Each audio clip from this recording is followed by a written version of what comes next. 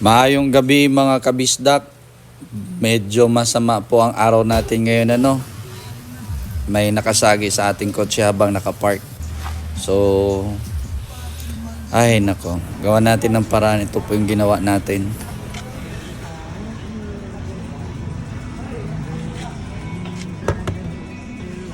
So, dini-IY natin binuksan natin to. Tapos hindi ko na pinakita sa inyo kanina kung paano ko binuksan. Tinanggal natin to, tapos gumamit tayo ng ito, tapos ito, pamako, tapos so martilyo, hindi pala pamako, martilyo, tapos itong sinsel. So tinulak natin ang palabas. So ito lang kinaya natin Yan. Medyo yung baon niya nawala ng konti, pero hindi natin kaya alisin yung mga dent na tama. Pero at least yung sobrang baon niya nawala na. At ito hindi na tumatama pag binubuksan natin.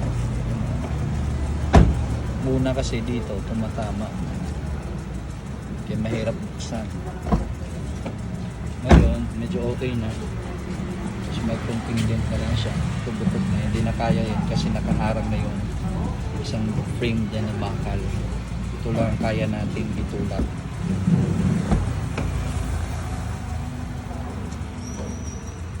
Pangyayari ko.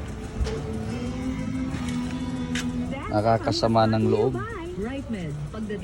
Alagang-alaga natin tapos ganun lang din natin alam kung sino ang may gawa.